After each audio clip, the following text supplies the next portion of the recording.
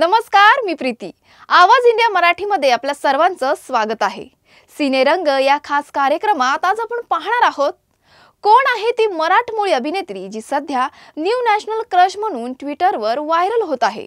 अभिनेत्री शहनाज गिल आणि भारतीय क्रिकेटर शुभमन गिल हे दोघे खरंच नातेवाईक आहे का हा प्रश्न कदाचित तुम्हालाही पडला असेल। बट डोंट वरी, मैं हूं ना, क्योंकि सास भी कभी बहुतीच्या सेटवर कशी फुलते प्रेमाची केमिस्ट्री बघूयात।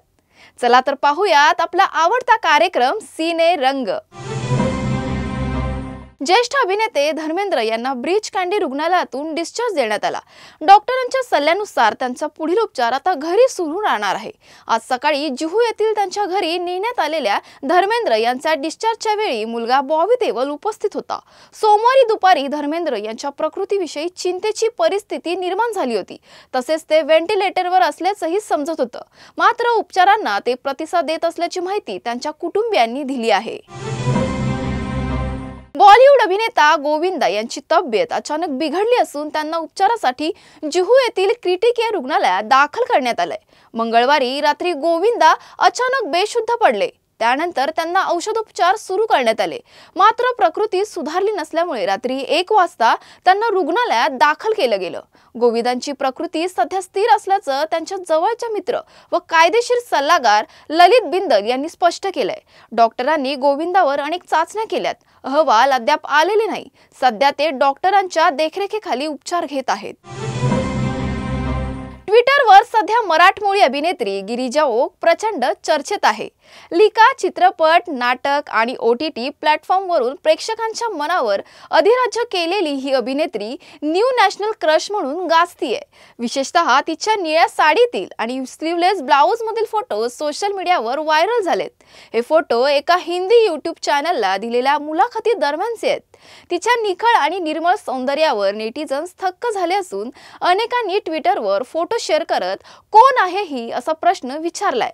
काही लोकांनी तर तिचा फोटो पाहून दाक्षिणात्य सिनेसृष्टीतील तिचे काम पाहण्याची इच्छा व्यक्त केली आहे। गिरिजा ओकने मराठी, हिंदी, कन्नड चित्रपटांसह मालिकांमध्ये काम केलंय। आमिर खानच्या तारे जमीन पर आणि शोर इन द सिटी चित्रपटातील तिच्या भूमिका प्रेक्षकांना भावल्या आहेत।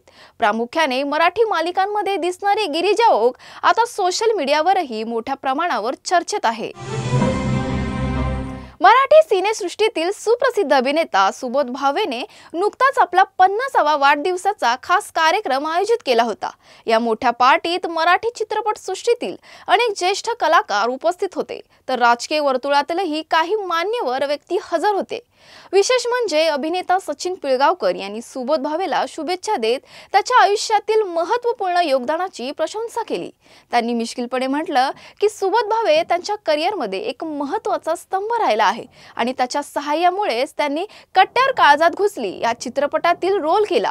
सचिन पिळगावकर यांनी पुढे सांगितलं की सुबोध भावेच्या करिअरचे 50 वर्ष पूर्ण झाल्यावर त्याचं मोठं सेलिब्रेशन केलं जाईल आणि त्यावेळेस त्याची मुलंही खूप मोठी व यशस्वी झालेली असतील। सोशल मीडियावर सुबोध भावेने वाढदिवसाचे फोटो शेअर केले आहेत। या फोटोंमध्ये उद्धव ठाकरे, राज ठाकरे, आशिष शेलार यांसह अनेक मान्यवर उपस्थित दिसत आहेत।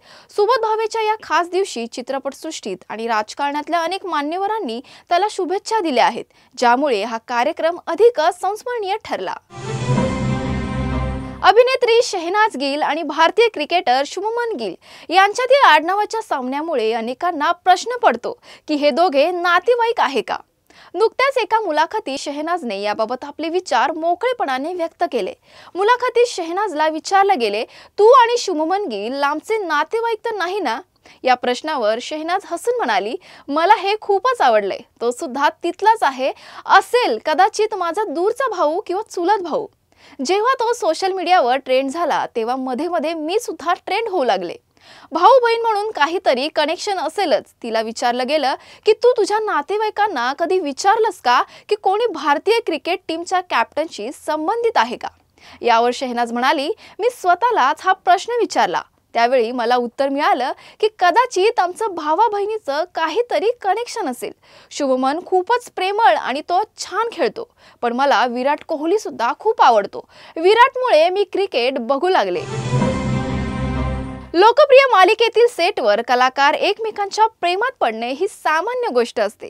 सध्या क्योंकि सास में कभी बहुतीच्या सेटवरही अशीच एक रंजक घटना पाहायला मिळाली आहे। मालिकेतील खलनायिकेची भूमिका साकारणारी शगुन शर्माने तिच्या लव्ह लाईफबद्दल खुलासा करत सांगितलंय की ती मालिकेतील सहकलाकार अमन गांधीला डेट करतीये। गमतीची गोष्ट म्हणजे ऑन स्क्रीन शगुन आणि अमन भाऊ बहिणीच्या भूमिकेत आहेत। अमन शगुनच्या छोट्या भावाची भूमिका साकारतोय। गायिका पलक मुचाल नाव ऐकलं की आपल्या डोळ्यासमोर उभी राहते एक मधुर आवाजाची दयाळू हृदयाची तरुणी, जी केवळ सुरेल गाणीच नाही तर हजारो जीवांना नवीन जीवनदान देणारी एक देवदूत आहे। इंदूरमध्ये जन्मलेली ही तरुण गायिका आज Guinness book of world records आणि लिम्का बुक ऑफ रेकॉर्ड्समध्ये आपले नाव कोरून इतिहास घडवतीये। पण खास गोष्ट म्हणजे हे यश तिला तिच्या गायनासाठी नव्हे तर तिच्या सामाजिक सेवेसाठी मिळाले। होय, पलक मुचालने तिच्या पलाश चॅरिटेबल फाउंडेशनच्या माध्यमातून आतापर्यंत 3800हून अधिक मुलांवर हृदय शस्त्रक्रिया करून त्यांना नवजीवन दिलंय।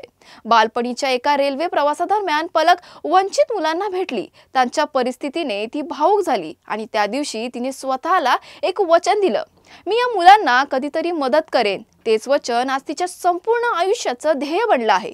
आज पलक भारतभर संगीताचे कार्यक्रम करते आणि त्या कार्यक्रमातून मिळणारा निधी ती गरीब आणि हृदयविकारग्रस्त मुलांच्या उपचारासाठी वापरते। अलीकडेच पलकचा मुलांसोबतचा एक व्हिडिओ सोशल मीडियावर प्रचंड व्हायरल झाला आहे। या व्हिडिओमध्ये तिच्या चेहऱ्यावरचे प्रेम आणि समाधान हजारो लोकांच्या हृदयाला स्पर्श करून गेलंय। आजच्या शो मध्ये एवढंच। परत भेटूयात नवीन मनोरंजन विश्वातील काही मसालेदार बातम्यांसह। तोपर्यंत बघत रहा आवाज इंडिया मराठी।